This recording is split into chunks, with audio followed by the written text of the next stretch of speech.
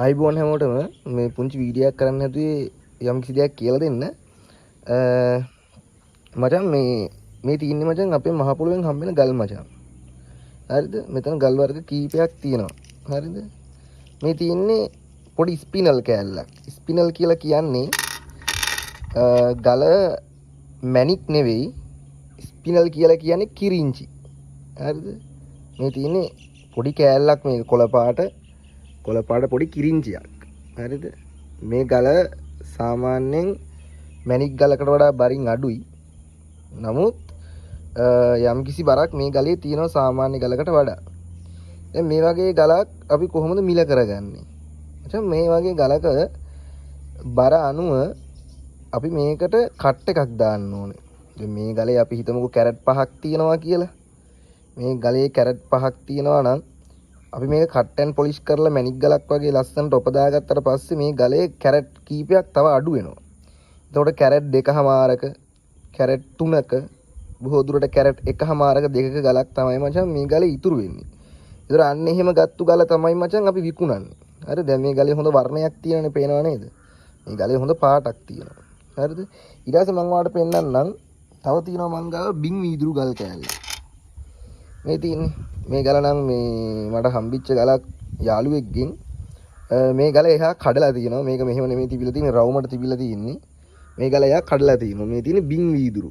හරිද? ඒ කියන්නේ මේ ගලේ වීදුරු ගතියක් පේනවද මේ? මේක ඇවිල්ලා බිම හැදෙන වීදුරු జాතියක්. එතකොට මේක ගලක් තමයි. හරිද? මේක ගලක්. හැබැයි මේකට කියන්නේ බින් වීදුරු කියලා. හරිද? එතකොට මේ වගේ ගලුත් මේ මහ පොළොවෙන් හම්බෙනවා. දැන් මේවා මැණික් තරම් වටින්නේ නැහැ මචං. ඒකට හේතුව තමයි මචං මැණික් තමයි මිල අධිකම. අනික මේ මැණික් හැදිලා තියෙන ක්‍රිස්ටල් ෆෝමේෂන් ටික. හරිද? එතකොට මේ වගේ ගලක් අතර ගත්තා වගේ නෙමෙයි මැණික් ගලක් අතර ගත්තා වගේ ගත්තාම මේ වගේ 5 ගුණයක් විතර මැණික් ගලක් බරයි මචං. හරිද? දැන් මේකේ යම් කිසි බරක් තියෙනවා මේ ගලේ. මැණික් ගල එහෙම නෙමෙයි මැණික් ගල මීට වඩා නොසෑහෙන්න බරයි.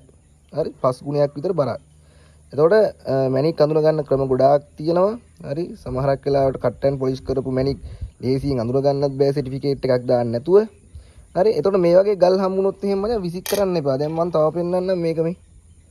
මේකෙත් වීදුරු ගතියක් තියෙන ගලක්. හැබැයි මේ මහ පොළවෙන් හම්බෙන ලස්සන ගල්. මම මේ ඉරියලියට අල්ලලා පෙන්නන්නම් මේ. දැක්කද වර්ණය දෙන? මේවත් ලස්සන ගල් මේවා හොඳයි ජුවලරි වලට අල්ලන්න. හරිද?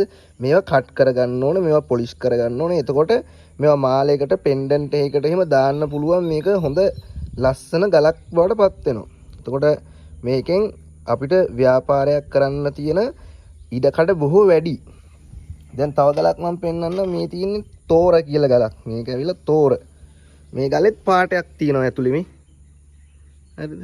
මේවත් කිරිංචි පවුලට අයිති වෙන ගලක්. ස්පිනල් තමයි කියන්නේ අපි ඉංග්‍රීසියෙන් කිරිංචි. කිරිංචි කියන පවුලට අයත් වෙන ගලක්.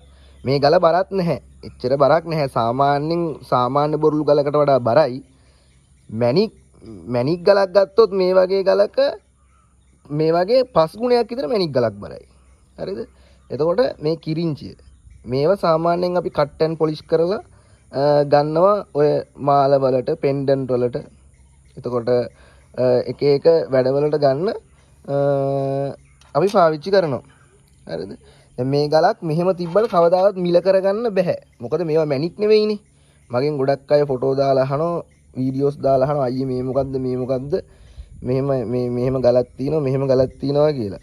ඇත්තට මේ ගල් මෙහෙම තිබ්බට අපිට මිල කරගන්න බෑ. මොකද ඒකට හේතුව මචං මේවා ඇවිල්ලා මැණික් නෙවෙයිනේ.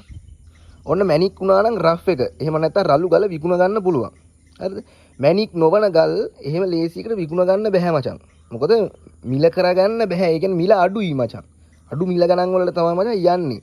ඒ වගේ වෙලාවක අපි කරන්න ඕනේ මේක දාන්න ඕනේ කට් ඇන් පොලිෂ් කරන තැනකට. මේ ගල කට් ඇන් පොලිෂ් කරන තැනකට දාලා කට් කරලා පොලිෂ් කරලා ලස්සන ඔපදාපු මැණික් ගලක් බවට පත් කරගෙන ඒක මාලයකට, මුද්දකට, පෙන්ඩන්ට් එකකට ඔය වගේ දෙයකට අපිට අල්ල ගන්න පුළුවන් මචං. කරාඹුවකට. එහෙම අල්ලලා අපිට අන්නේ ජුවලරි එක විකුණන්න පුළුවන්. තේරුණාද විස්තරේ?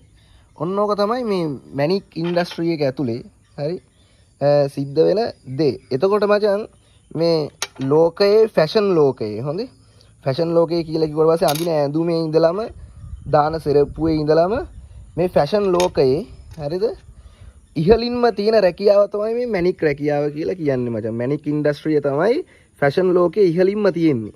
හරි දැන් අපි මුද්දක් දාන්නේයි මාලයක් දාන්නේයි ෆැෂන් එකට ලස්සනට දාන්නේ. හරිද? එතකොට ඒ දාන මුද්දේ ඒ දාන මාලේ වටිනාකම ඉහළ අගයකින් දෙන්නේ ඒක මැනික් ඒ මුද්දට හෝ මාලයට පෙන්ඩන් එකට වේවා මැනික් ගලක් අල්ලලා තිබ්බොත් එහෙම ඒක වටිනාකම වැඩි. ඒක ක්වොලිටි එක වැඩි. හරිද? එතකොට මේ ෆැෂන් ලෝකයේ ෆැෂන් ඉන්ඩස්ට්‍රිය ඇතුලේ ඉහළින්ම තියෙන්නේ ජෙම් ඉන්ඩස්ට්‍රි එක. හරිද? ඉතින් මෙන්න මේ විස්තරය කියන්නයි හැමෝටම මේ වීඩියෝ එක දාන්නේ. හොඳේ? හරි. එහෙනම් හැමෝටම තෙරුවන් සරණයි. දෙවි පිහිටයි. හසලාම් අලයිකුම්.